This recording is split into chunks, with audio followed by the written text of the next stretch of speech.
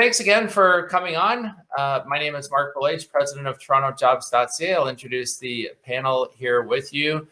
So first up, we have Madonna Augustus. And Madonna, thanks for being on. Madonna is talent acquisition partner at Thermo Fisher Scientific. Welcome. And thanks for being on here. So Madonna, why don't we start a little bit with you? Perhaps you can talk a little bit about what you do, the kinds of jobs that you recruit for, that you're involved with, and a little bit about your background as well. Sure. Thanks, Marc, for having me on this panel. Hi, Ricardo. Hi, Maria. And hi to everyone else who's joining the conference. My name is Madonna, and I am a recruiter with Thermo Fisher Scientific. We take pride in our mission to enable our customers to make the world healthier, cleaner, and safer. I've been with the company for 5 years now.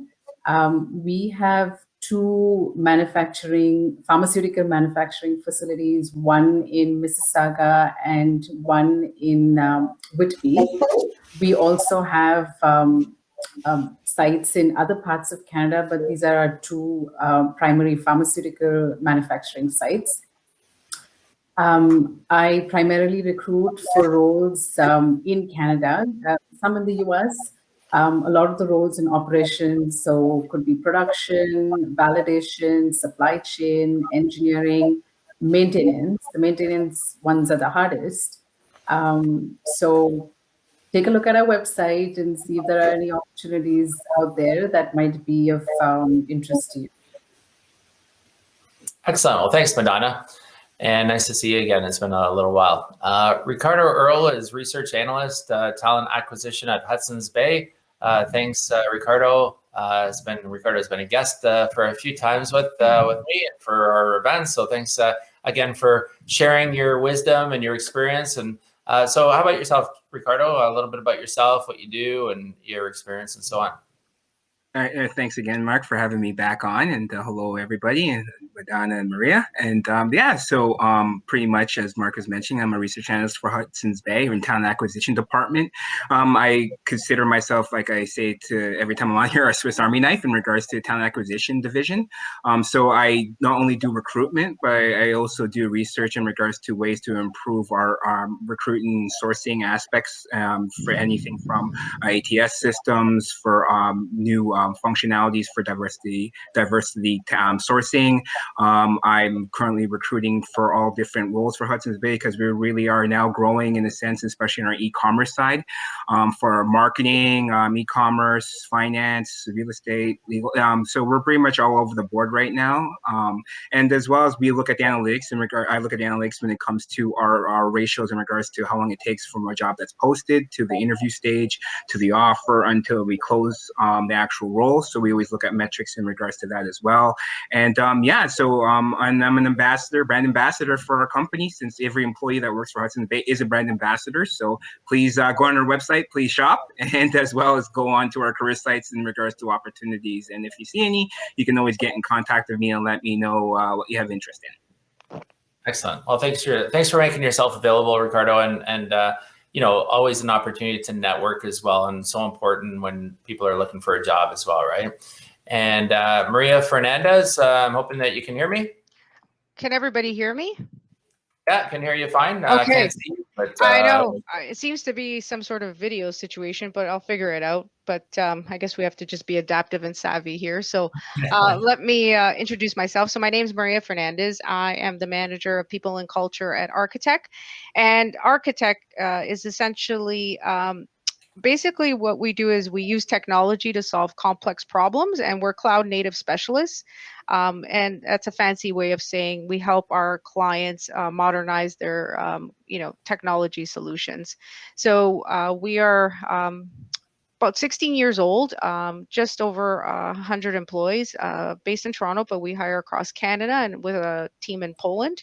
And we have definitely on the pace to continue to hire. So please check out our website. We've got lots of exciting opportunities and lots of culture. And my role is to manage a team of fantastic recruiters and HR specialists that help to continue to innovate the HR space within Architect. Excellent. Well, thanks for being here, Maria. And hopefully we can get the camera figured out. It'd be nice to see you. So let's go back to Madonna then just for a second. We'll rotate through different people here as well. But Madonna, maybe you can share a little bit about what your day looks like for the average person that doesn't know what a recruiter does or what their days might look like. Maybe you can talk a little bit to give a job seeker an understanding of maybe the challenges that you have, maybe issues that you might face on a day-to-day basis. So maybe to share that vision with job seekers. Yeah, you're just on. Yeah. There you go.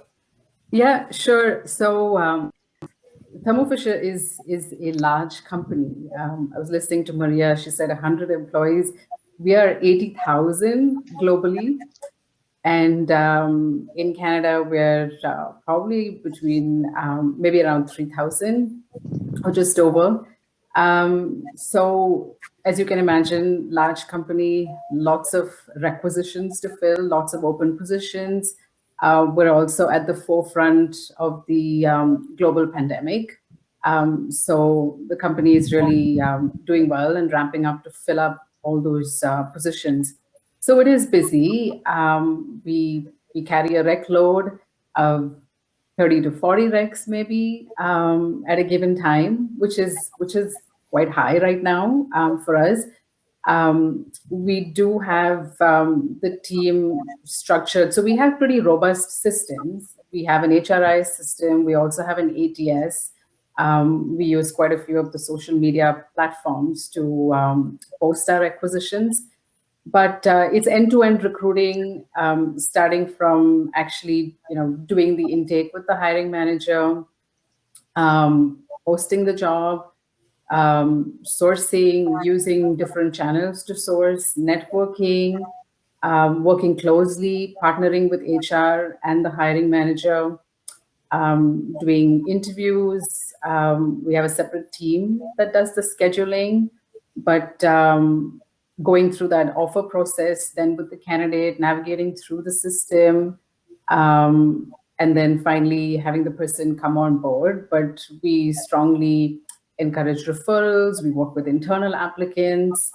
So yeah, it's pretty busy on an average day. And then we're also particular about following the system in terms of integrity and making sure all our I's are dotted and T's are crossed. So it is quite process driven as well. So yeah, it's a lot of process, a lot of sourcing, a lot of talking to candidates, managing hiring manager expectations. So hopefully I've summed that up.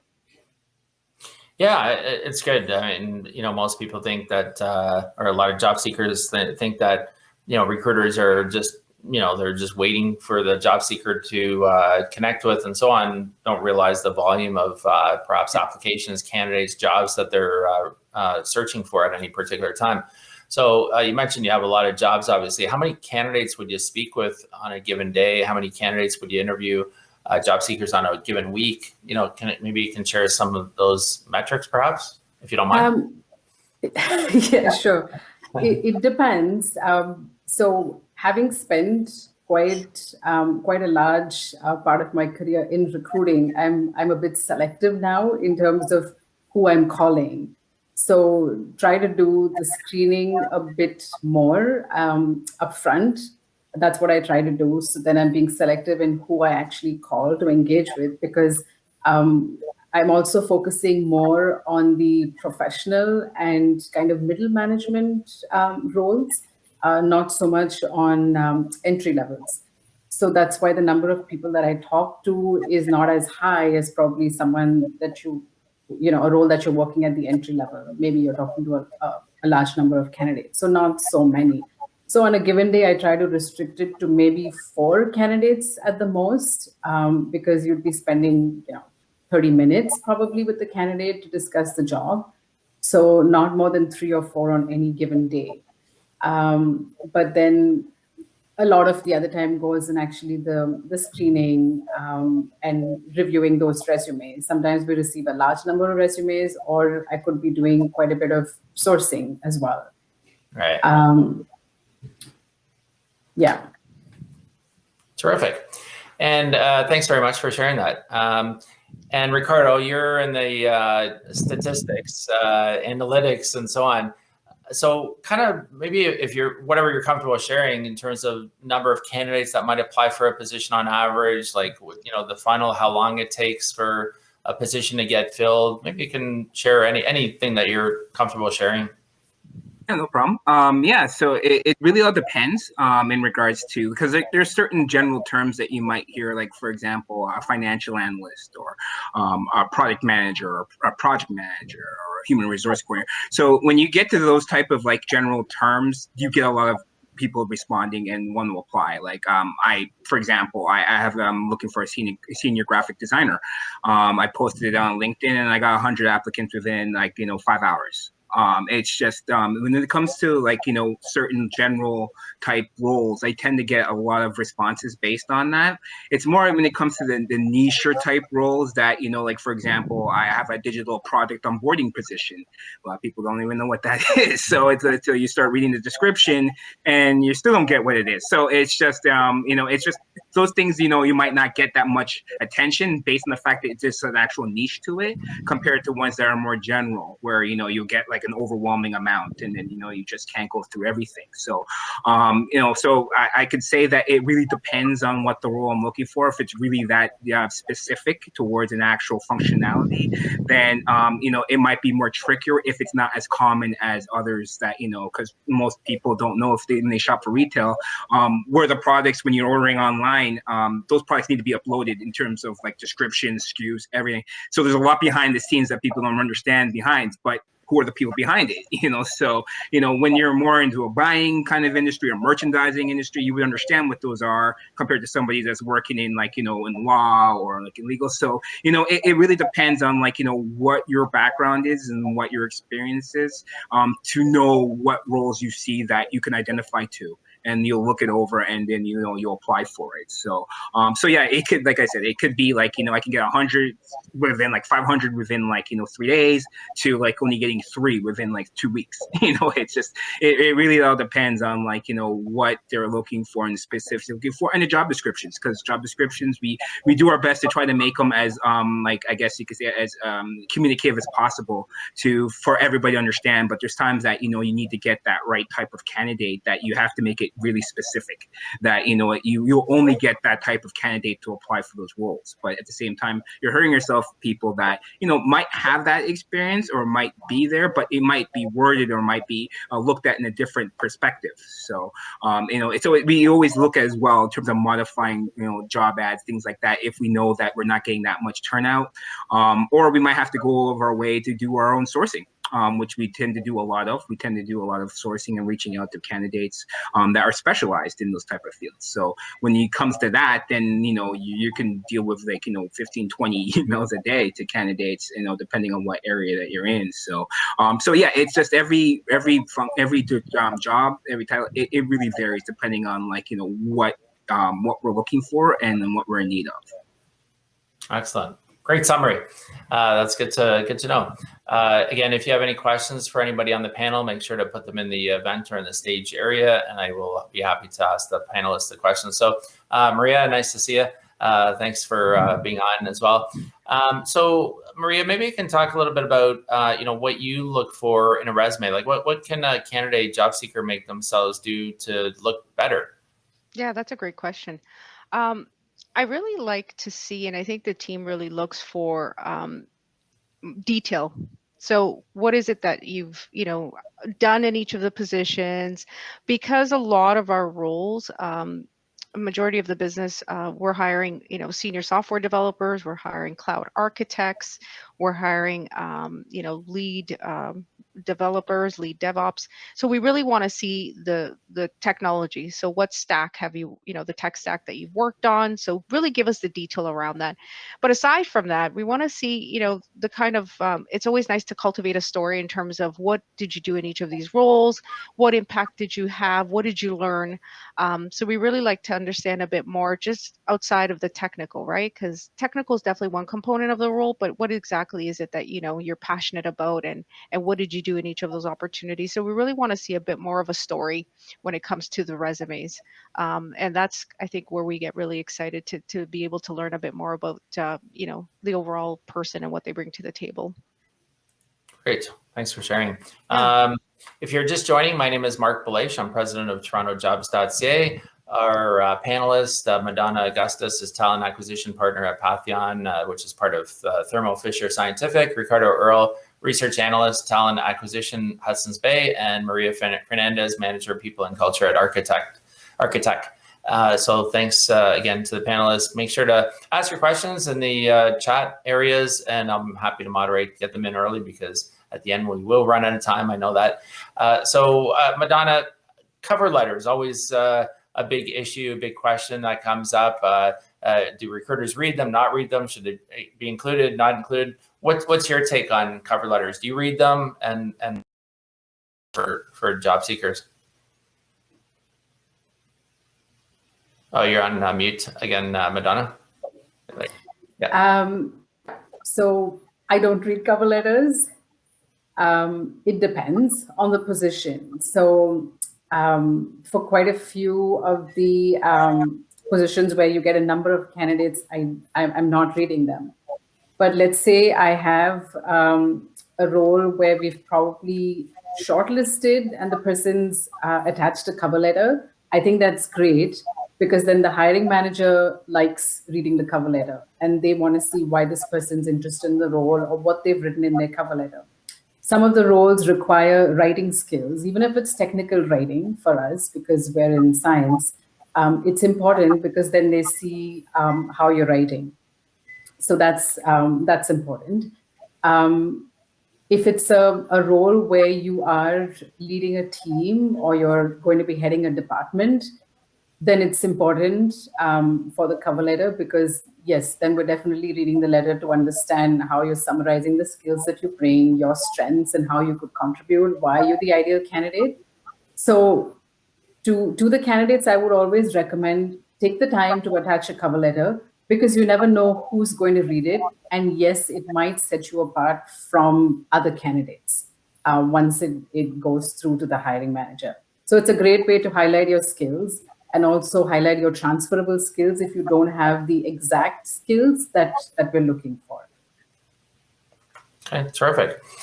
Ricardo, what are you finding now that we're 1 year after the pandemic? Where are you seeing things? I mean, you mentioned about the kind of the digital transformation at Hudson's Bay. What other changes have you seen take place on the recruiting side, job search side that you can share? Yeah, no problem. Yeah, the one thing that I could say that we that's been pushed a lot is in regards to the work from anywhere type of initiative that we have. So a lot of the roles that we have currently are work from anywhere, like the title says, that it's remote. Because we know that based on the pandemic and based on the fact there's a lot of roles that we evaluated to see that, how much importance do we need to be in an office in regards to what we do.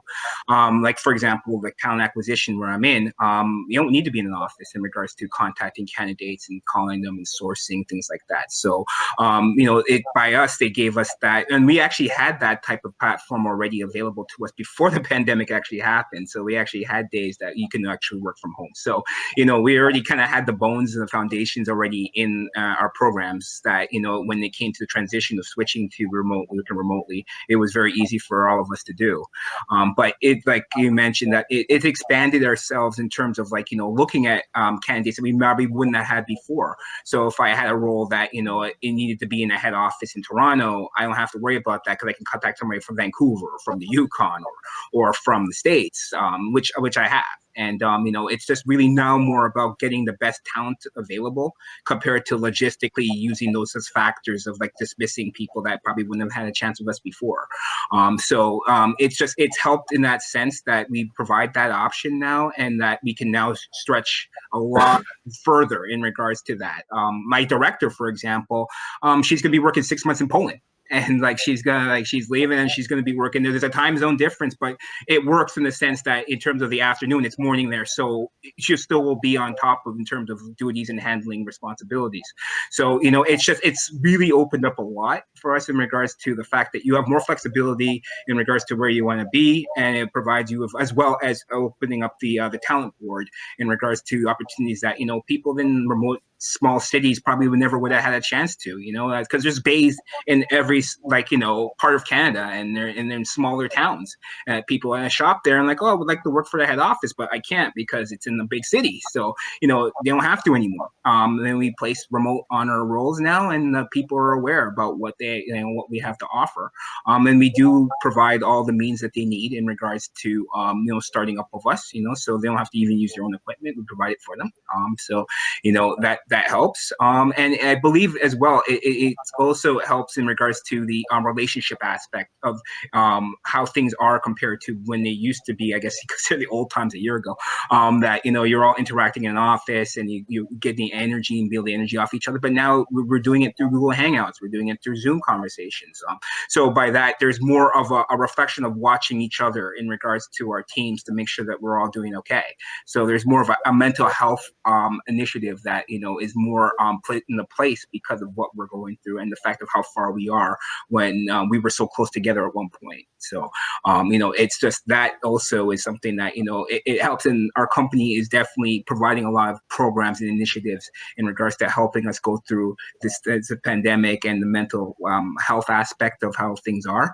But, for talent, like I said, for recruitment and talent wise, it's opened up the gates a lot larger for us, that we can actually look at people that, deserve to have the opportunity when they didn't have the chance before.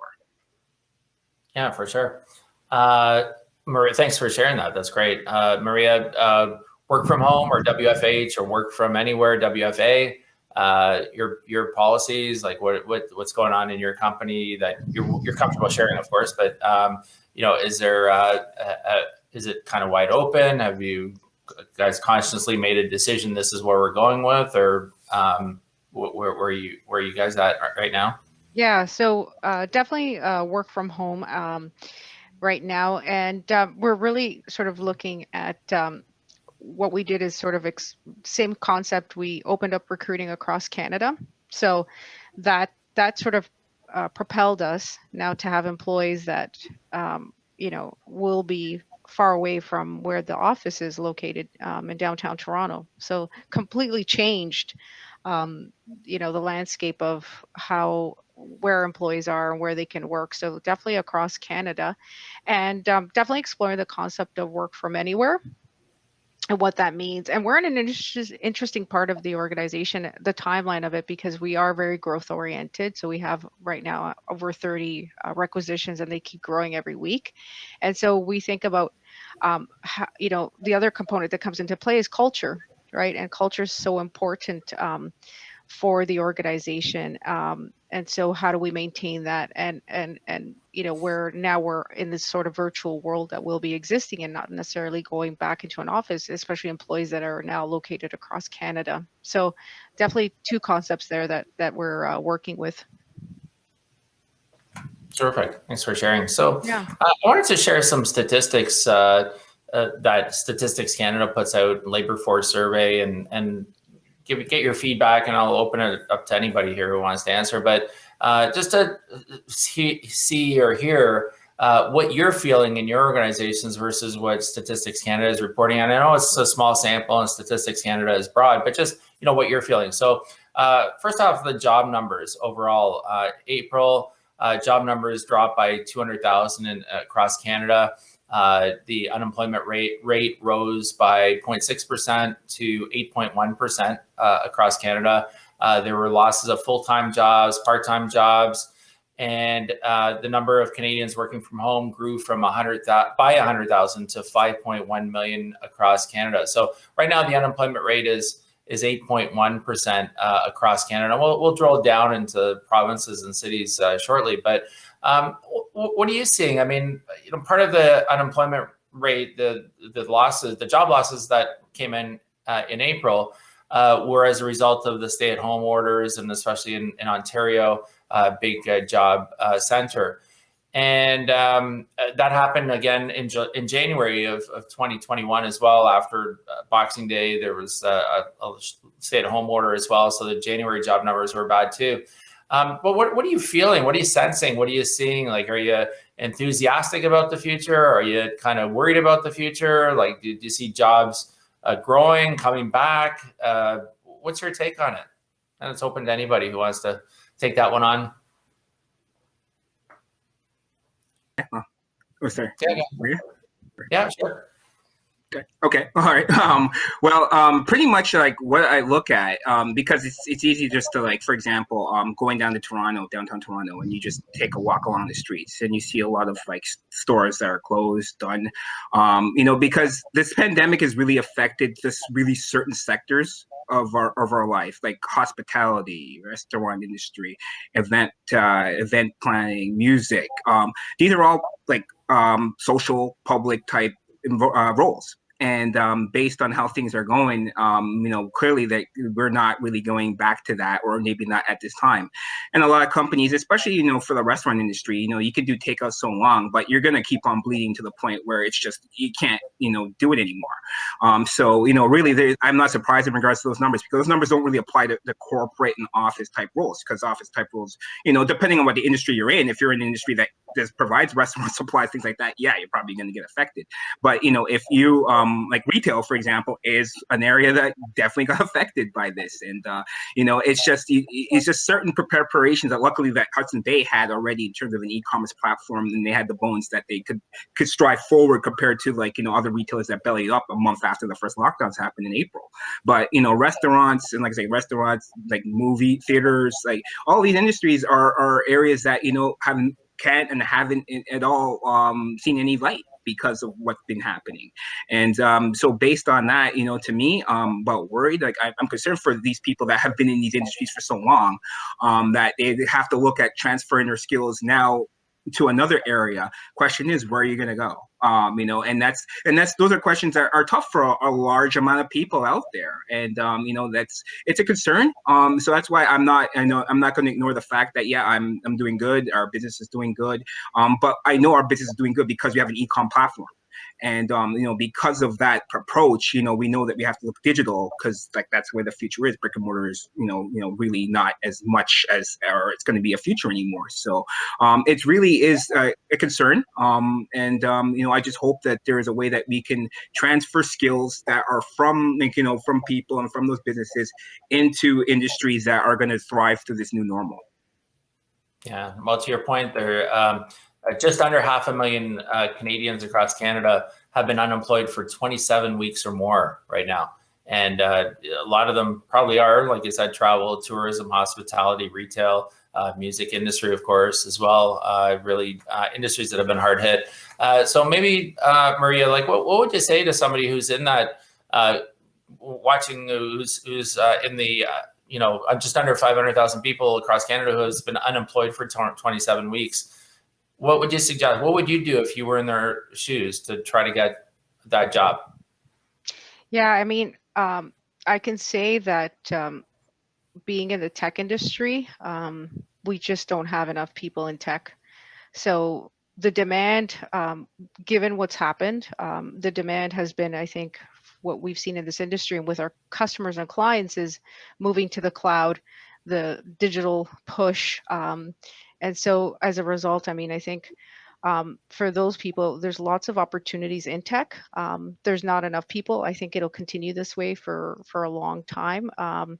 And so if there is, an interest, I've seen some people, completely change their business model and look at, moving away from brick and mortar. And then I've seen people in my network who have been impacted and don't see a future in what they've chosen to go into exploring technology and exploring a variety of different roles because there is so much need.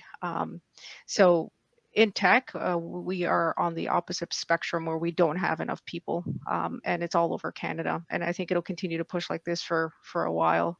So lots of opportunity in that perspective.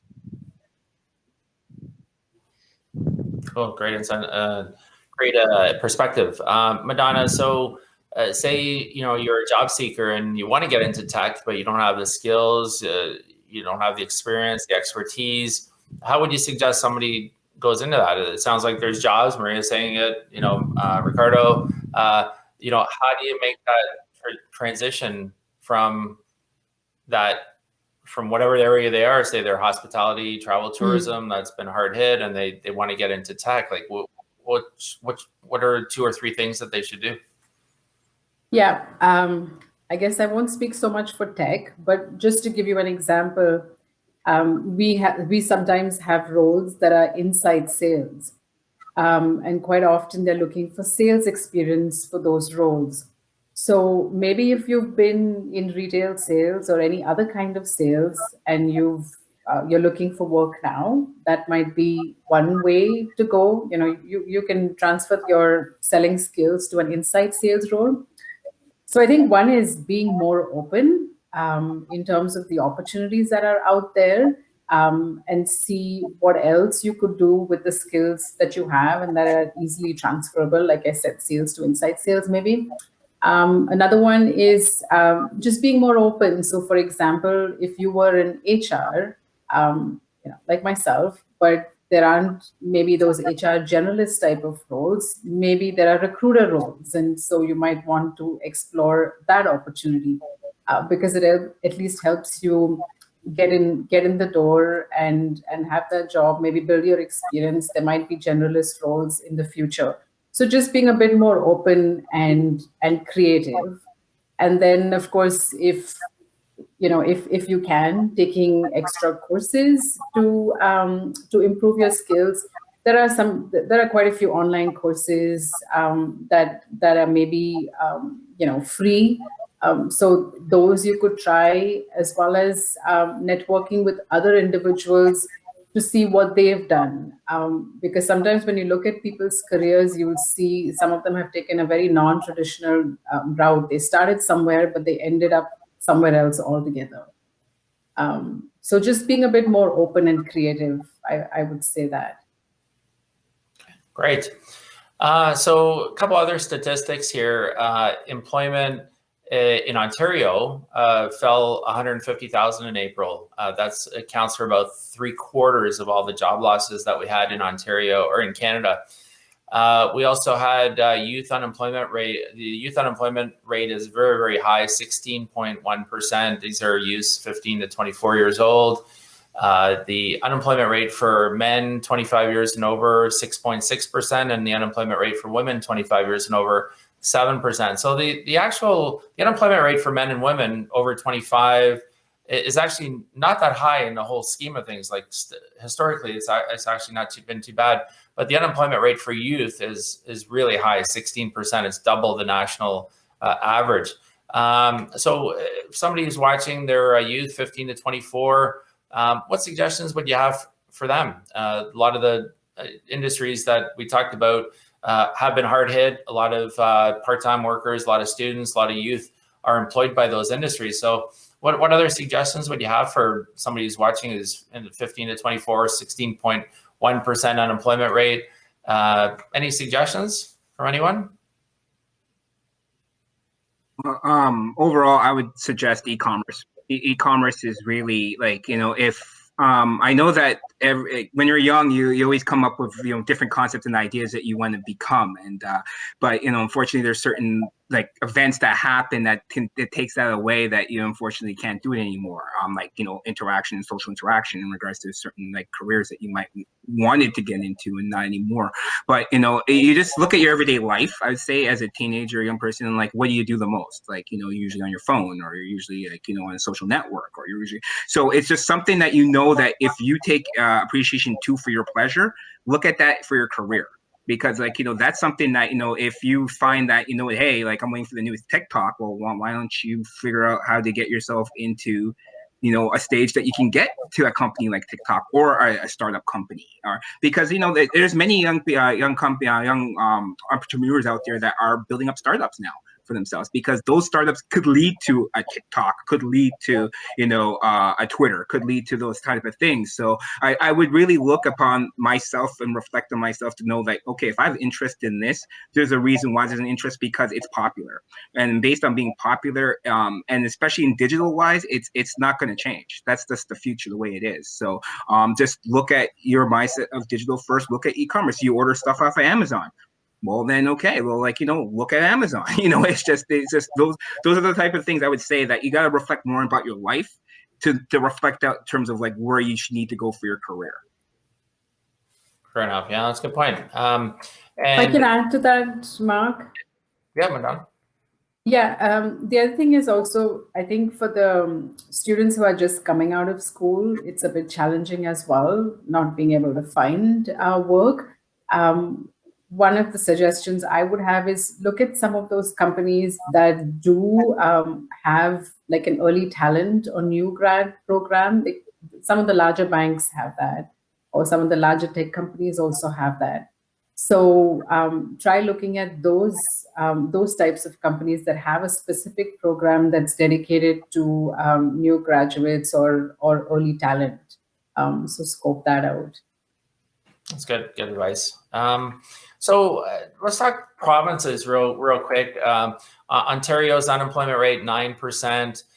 Toronto, specifically metropolitan area, 9.5%.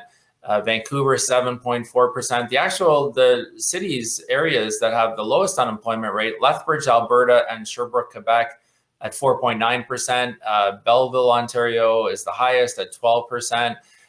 Newfoundland, Labrador, 13.9%. Anyways, Saskatchewan and Quebec actually have the lowest unemployment rate overall, 6.6% for provinces. So forget about those specifically, but just if you're in a higher unemployment area, and would you suggest to somebody to maybe consider moving or think about moving to a lower unemployment area? Do you think that's just maybe a short-term fix? Would you try to just apply to companies in those provinces or in those areas? What would you do, or what would you suggest people do? Open to anybody, really.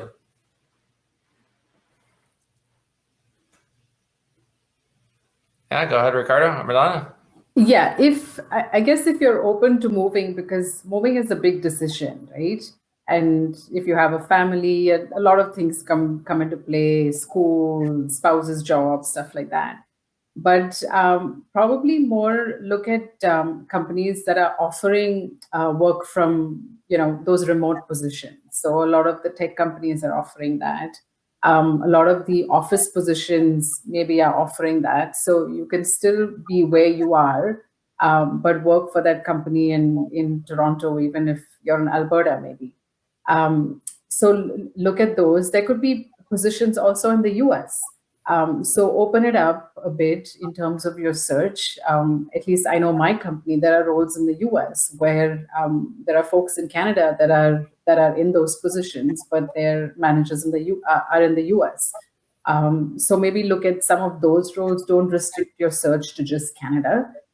Just open that network and cast a wide net basically, and see if there are positions in other parts of the globe where you could be still where you are, and explore those opportunities. Okay, great. Maria, anything to add to that? To Madonna's comments? Yeah, I would agree. I mean, it's kind of interesting. One of the things that we were, as we opened up our jobs and our jobs across Canada, is how would someone find our postings if they were just searching for, like, is it titled under remote work? Are they just searching within their own province and that's restricting them? So even just thinking about that, and I agree with Madonna, it's about opening up the search. So how do you actually look for these jobs? The other things that we were kind of considering and is really even partnering with some of the government institutions to help get our brand out and get, there's lots of government programs as well. So partnering with them to help drive awareness to our opportunities across Canada. So that could be another way to look at a source, another sourcing channel, and one that could help open opportunities up. And then I think the power of networking is really fantastic, right? So, really kind of getting the word out that you are looking for an opportunity, connecting, using different platforms that allow for those connections, specifically reaching out to individuals that, are in the positions that, could be, a recruiter or a talent acquisition or a manager, whatever the case may be. So it's really about how you go about that search and how do you expand it across the board. And I agree with Madonna as well. There are a lot of US-based companies hiring in Canada, a significant amount. So there's also an opportunity there across the border to be able to work for those kind of organizations. Mm-hmm. Great. And what would you say are the biggest mistakes that job seekers make?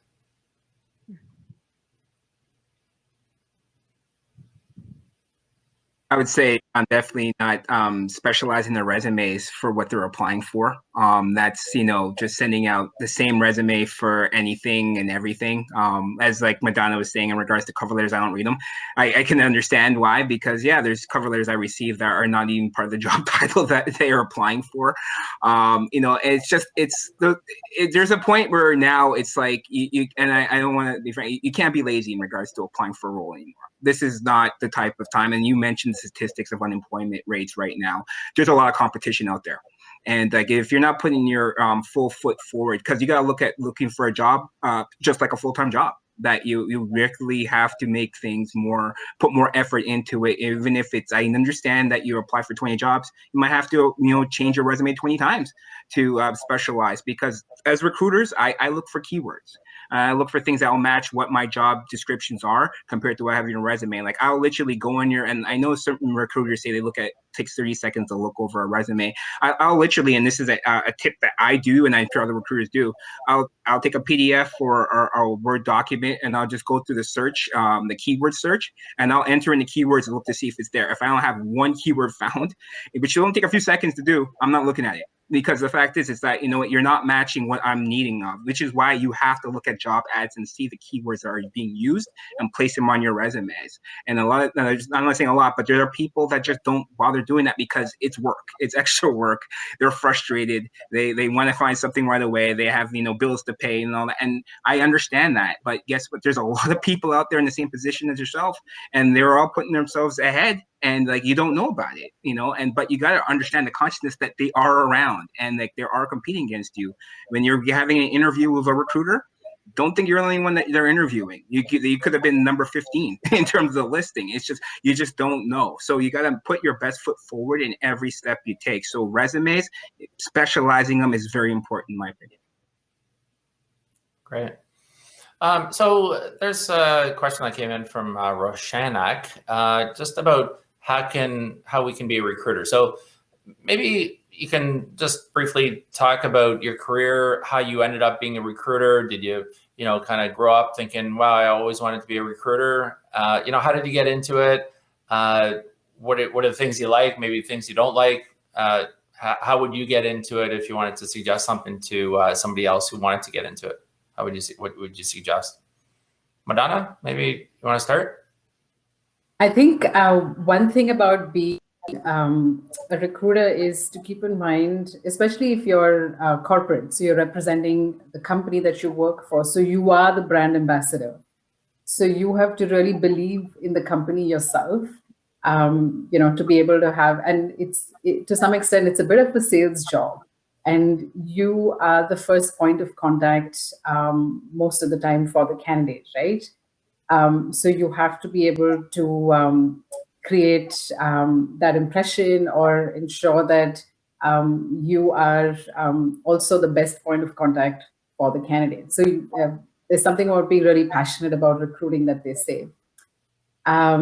So I would say if you're looking hard, because I studied HR, and so I was interested in getting into HR, not specifically recruiting. It's just where I landed after moving to Canada.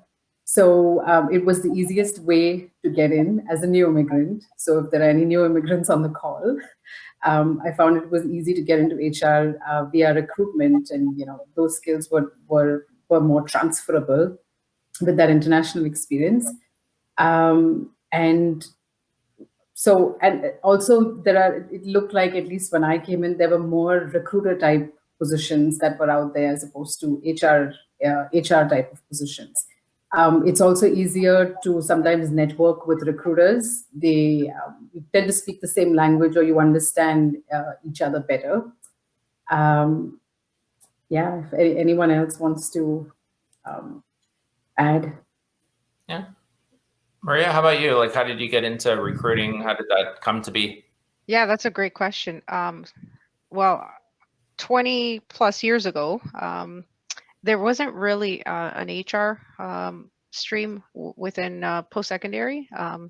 So I sort of fell into HR, and I kind of picked it up through an internship. So I thought, well, I needed a summer gig, and I thought this would be okay. Pays the bills as a new grad. And so from there, really the focus was recruiting. So that's kind of where I went. Usually, that's probably one of the busiest areas of HR. So I kind of fell into HR, and then I fell into recruiting.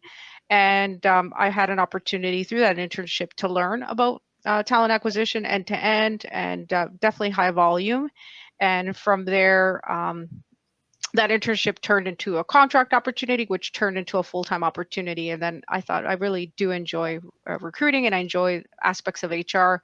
And so I had the opportunity from there to try different things within HR. Talent acquisition has always followed me throughout my career, everywhere I've been. So I've always either managed a team, but I still managed to also own my own requisitions. So that's sort of how I fell into it. And I've been on the corporate side as well as the agency side, which is a very different experience, I think, when it comes to talent acquisition. So I've done both.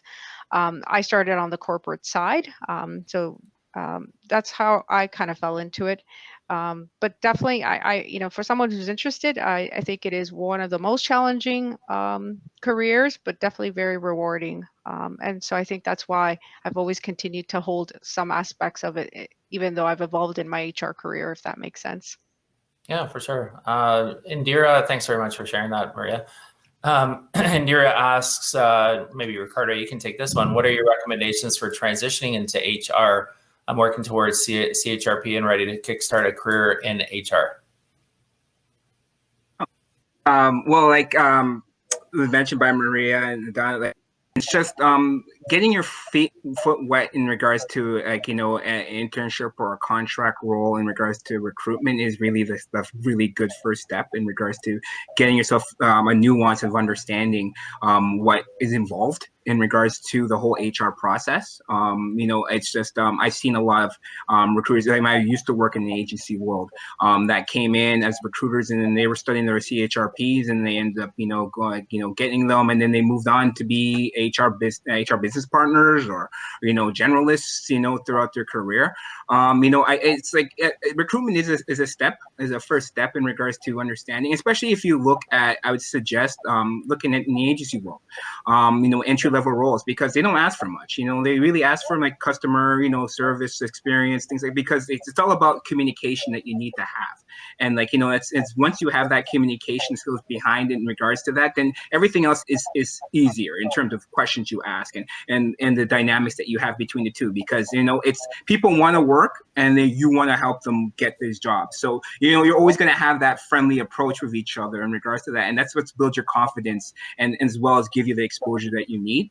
Like I know that when I entered into recruitment, my first ever job, which I when I installed Hudson Bay, my favorite job was I got a contract for working for Canada's Wonderland, which I was a recruiter for them. So I had to hire as a team, hire 2,000 kids in 3 months for rides and games and that. And it was the best time of my life, like talking to young teenagers or trying to get their first jobs ever. And that's what gave me that whole, love to like, oh, wow, like I'm putting so much contribution in a person's life. And that's what recruiters do. You're the first step in regards to a person's career. And so that's why, when it comes to going your CHRP, you can go for that for sure. But getting the experience and understanding the grounds behind it is just as important. And you can easily get that without a designation. And then, so that's why I think the first step should be look for an entry-level role as a recruiter. Believe me, the requirements are not big as you might think it is. It's not, because they just want to make sure that, they have people that have that good communication skills in regards to like, this is what we're looking for. And then like, there's many different tools out there like Google and like, even colleagues that can help you along the way in terms of tips in the trade. And the more you talk to people, the more confidence you get and the more experience you're going to have in regards to how to handle yourself. And then from there, you'll see all the processes and nuances behind that you can lead yourself to deciding if you want to get that, certification or stick in recruitment altogether like I did. All right. Great. So we only have a couple of minutes left here. Just go around real quick to see is any jobs that you want to promote, anything that you want to share about your company, how people can apply to you or connect with you. Madonna, do you want to start?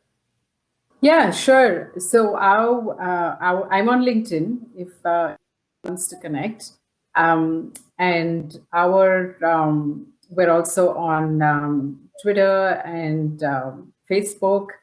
And our link is jobs.thermofisher.com. If you're looking for opportunities, we have quite a few opportunities in Canada, in Mississauga, Whitby, Burlington, Ottawa, even in BC sometimes, but mostly in Mississauga, Whitby, Ottawa. So do take a look. We also have remote roles, like I said, so positions could be in the US, but you can still be in Canada as well. A lot of it is pharmaceutical and otherwise science related. So typically we do look for folks with a background in science. Excellent. Maria, anything you want to promote? Job openings or otherwise? You're on mute, Maria. Our website is www.architect.ca. Definitely feel free to connect with me on LinkedIn. I'd be more than happy. I have a pretty good network, so I'd be more than happy to just help people connect. I think that's what's needed nowadays. And our jobs are really across the board. So I have roles definitely across in tech. So anything to do from like I said, software engineers to cloud architects. And then I have program managers, some QA roles, some quality assurance roles. So really it is across the board. And we've got lots of opportunities. So feel free to connect and love to talk to you. Terrific. And just for everybody's reference, Architech is ARCHITECH, ARCHITECH, right, Maria? Correct. All right, good. And then Ricardo, to round things out, anything you want to promote? What's going on at Hudson's Bay or otherwise? No, we're really hiring right now. Definitely check out our website. We got two. We got our HBC site, careershbc.com, and then we also have our careers@hudsonbay.com. I'm currently looking for everybody from merchandise to buying to human resources to e-com merch. So it's just everything right now is really, I guess you say, popping in regards to what we're in need of. So please apply. Submit your resume. I'm sure, we want candidates. We want great candidates. I know everybody out there right now watching us are great. So please apply. Believe me, your talent is more respected than you think. So just please just don't give up. And and if I'm on LinkedIn, so if you do see a role of interest, feel free to message me, and I can always look into it for you. Excellent. Well, thanks to each of you for sharing your advice. The panel, Madonna Augustus, talent acquisition partner at part of Thermo Fisher Scientific, Ricardo Earle, Research Analyst, Talent Acquisition at Hudson's Bay, and Maria Fernandez, Manager, People and Culture at Architech. Thanks to all of you. Thanks to everybody for coming to today's event, the Canadian Virtual Recruiters Panel. Event today was presented by TorontoJobs.ca and TorontoEntrepreneurs.ca and powered by Event Logic with a K.ca. My name is Marc Belaiche, President of TorontoJobs.ca. How did you like the event? Let us know. We'll be sending you a survey to complete after the event within the next 24 hours or so. I want to thank everybody behind the scenes, Alex, Rachel, Sandra, Carla, Sarah, and more to put this on. It takes a lot of people to get everything set up. And I want to also mention about some of our open jobs here at TorontoJobs.ca. We have a number of positions open, everything from accounting to IT to sales. We're also recruiting for some sales positions within our company. You can check out our TorontoJobs.ca recruitment division openings also at the link that I'm going to provide here in the chat and the event section. So check that out. You can also connect with our recruitment division by emailing resumes at TorontoJobs.ca. And also you can check out my book. I wrote a book called Tales from the Recruiter. You can visit or you can read it online, talesfromtherecruiter.ca. Will help you, give you all kinds of information and tips on how to find a job and cover letters and more. It's a good reference resource. You can also visit TorontoEntrepreneurs.ca if you're looking to build a business or you're an entrepreneur, and Event Logic with a K.ca if there's an event that you'd like to participate in or if you sponsor one of the upcoming events. I also wanted to mention some of our upcoming events as well. And I will put that in our chat here. Thursday, May 27th, which is tomorrow, the TO Tech virtual hiring event. So if you're in tech, you want to check that out. It happens from 2 to 4 p.m. Eastern time tomorrow. And on Friday, June 4th, we will be putting on a webinar, how TorontoJobs.ca can help you find a job. And then finally, if you're in the CPA world, we have the Canadian Virtual CPA PD Day that happens on Wednesday, June 9th as well. And you can reach out and connect with us on all our TorontoJobs.ca social media at the link I'm posting here in the chat. And you can also subscribe to our TorontoJobs.ca YouTube channel. There's over 200 videos there on job search and a lot more topics. Make sure to check it out. And feel free to connect with me on LinkedIn as well. My profile is there as well. So again, we do have 10 more minutes that we will open up the expo area that you can check out. There's a lot of organizations that are there that you might be able to connect with and find out organizations that can help you in your search.